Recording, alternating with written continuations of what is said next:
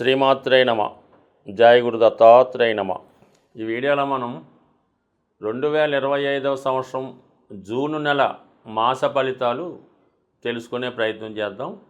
మరి ముందుగా ఈ నెల ప్రారంభంలో ఉన్నటువంటి గ్రహస్థితి పరిశీలించినప్పుడు మరి కుంభరాశి అందే రాహుగ్రహం ఫ్రెష్గా మే 18నే రావడం జరిగింది. సుమారు 1.5 సంవత్సర కాలం పాటు రాహు కుంభరాశి అందే సంచారం జరుగుతుంది.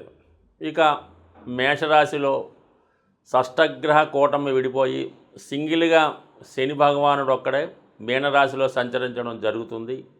ఇంకా 2.5 సంవత్సరాల పాటు అదే రాశిలో అటు ఇటుగా వక్రించినప్పటికీ అదే రాశిలో సంచరించడం జరుగుతూ ఉంటుంది.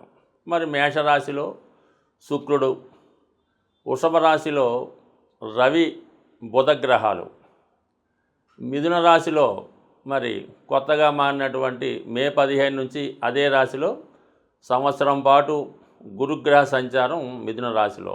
ఇక కర్కాటక రాశిలో ఈ నెల ప్రారంభంలో కుజుడు జూన్ 6వ తారీఖు వరకు సంచరిస్తూ జూన్ 6 తర్వాత సింహరాశిలోకి ప్రవేశించడం జరుగుతుంది.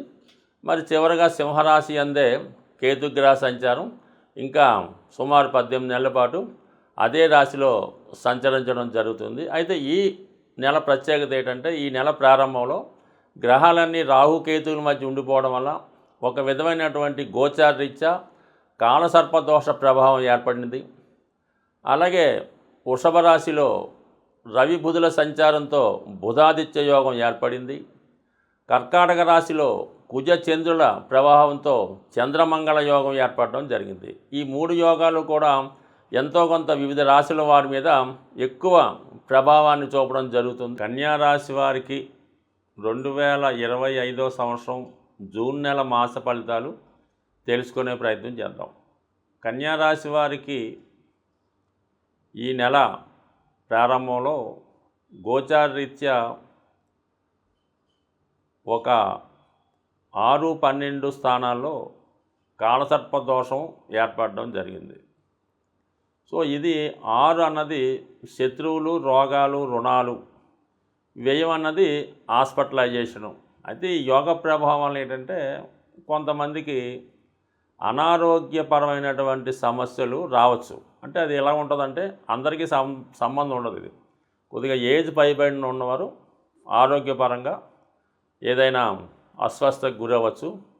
ముఖ్యంగా ఎలా ఉంటుందంటే మీకు ఒక హెల్త్ ప్రాబ్లం ఏదో ఉంటుంది, ఏదో కడుపు నొప్పి ఏదో అనుకుంటారు, కానీ అది వేరే విధమైనటువంటి హెల్త్ ప్రాబ్లం రావచ్చు. కాబట్టి ఏదైనా ఈ సమయంలో మీకు ఏదైనా అనారోగ్యపరమైనటువంటి సూచనలు కనబడితే ఇమీడియట్గా మంచి అర్హత కలిగినటువంటి క్వాలిఫైడ్ డాక్టర్ని సంప్రదిస్తేనే మంచిది తప్ప ఎవరిని పడితే వాడిని సంప్రదిస్తే మొత్తం అంతా రాంగ్ మెడిసిన్, రాంగ్ వైద్యం జరిగి మీ మనీ, సమయం, ఆరోగ్యం కూడా పోగొట్టుకునే అవకాశం ఉంది. కాబట్టి జాగ్రత్తగా నిర్ణయం తీసుకోండి ఆరోగ్య విషయంలో.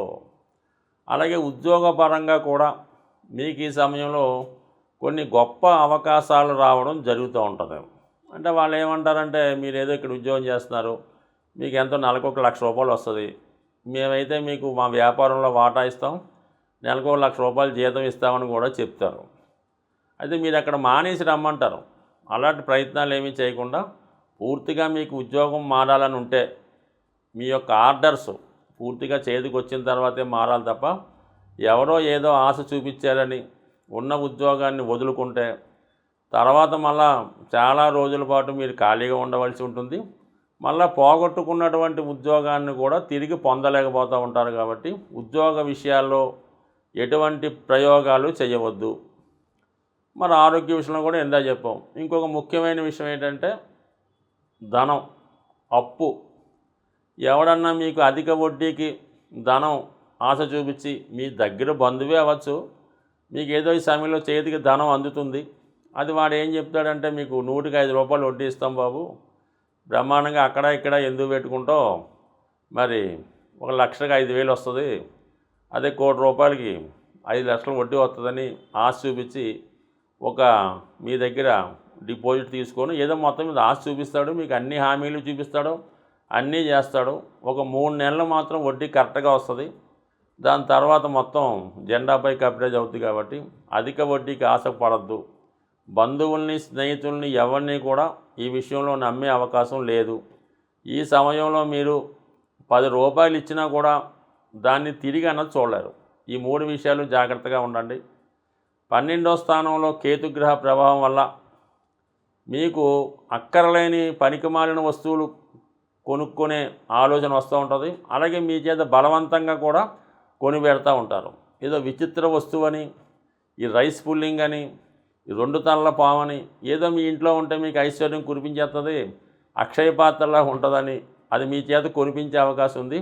అటువంటి ప్రలోభాలు అంటే అటువంటిదే కాదు, కేవలం ఉంగరాలు, తాయెత్తులు, యంత్రాల పేరుతో కూడా మీరు ₹1 వేస్ట్ చేసినా దాని మీద పెట్టినా ఇది అనవసరం. కాబట్టి అటువంటి పనికిమాలినటువంటి వస్తువుల జోలికి కూడా వెళ్ళవద్దు.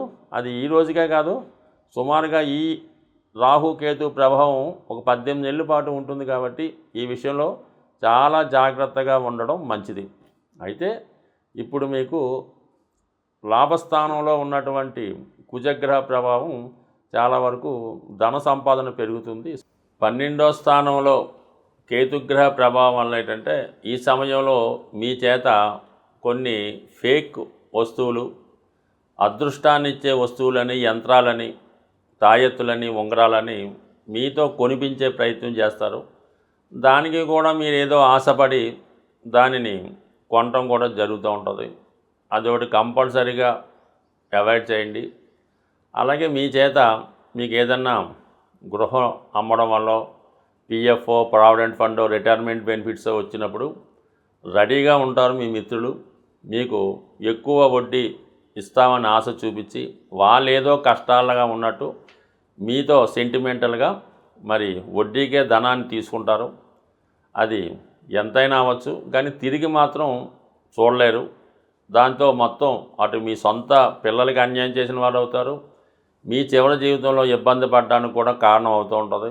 సాధ్యమైనంత వరకు అటువంటి ప్రలోభాలకి లొంగకుండా ఈ సమయంలో మీరేమైనా ఇన్వెస్ట్మెంట్ చేయదలుచుకుంటే సరైనటువంటి బ్యాంకుల్లోనే పెట్టుకుంటే మంచిది తప్ప అధిక వడ్డీకి ఆశపడితే నష్టపోవడం జరుగుతుంది.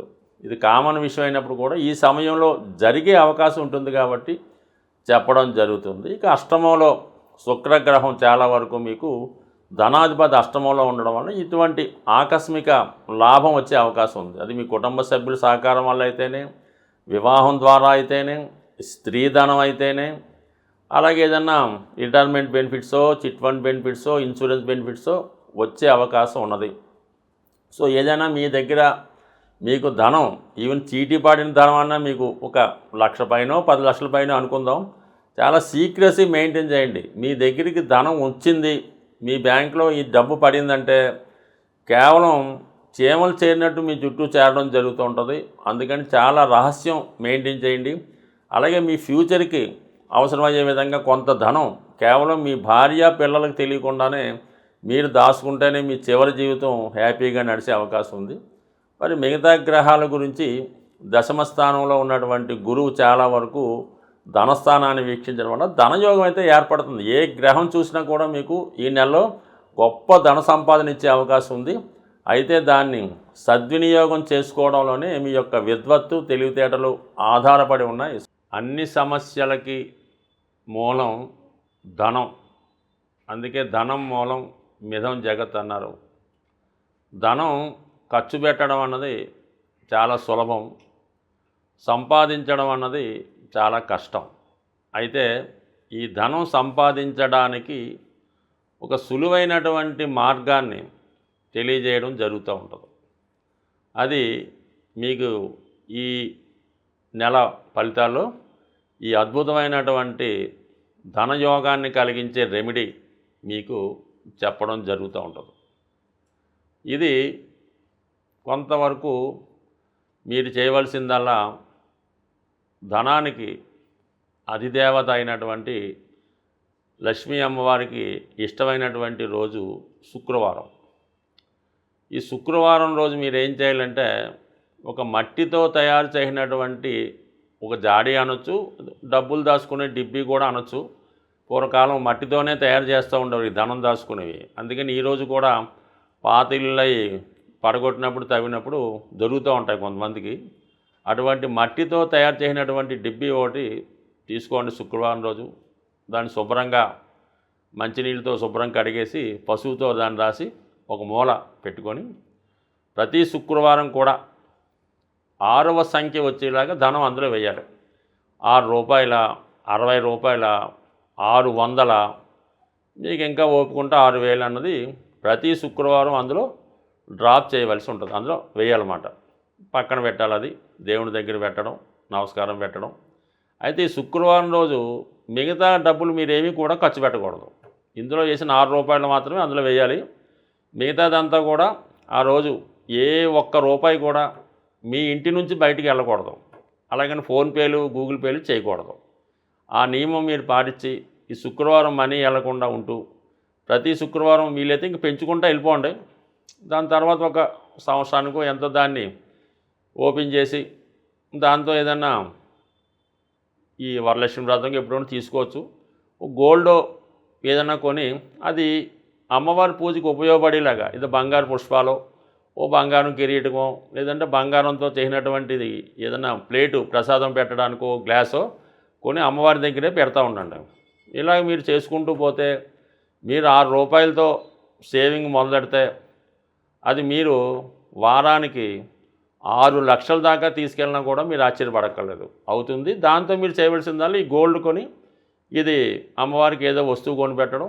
మళ్ళీ మీకు బాగా మీరు దాన్ని మళ్ళీ మీ ఇంట్లో ఒక అమ్మాయి పుడితే ఆ అమ్మాయికి, అంటే అమ్మాయి కూడా లక్ష్మీ స్వరూపం కాబట్టి ఆవిడకి మీరు అవి కానుకగా ఇవ్వచ్చు, బంగారు ఆభరణాలు కూడా ఇవ్వచ్చు. బట్ ఏదన్నా ఈ శుక్రవారం 6 సంఖ్య ఇది కాకుండా మిగతాది కూడా బయటికి వెళ్ళకూడదు. ఇంకా అది ఎంత గొప్ప అవసరమైనా సరే అక్కడతో శుక్రవారం నాడు స్టాప్ చేసి శనివారం మార్నింగే పేమెంట్స్ అన్నమాట. ఈ విధంగా చేసి చూడండి. ఇంచుమించుగా నాకు తెలిసి ఈస్ట్ గోదావరి జిల్లాలో అపర కుబేరులు ఉన్నారు. వాళ్ళంతా కూడా ఈ నియమాన్నే పాటిస్తున్నారు. స్వస్తి.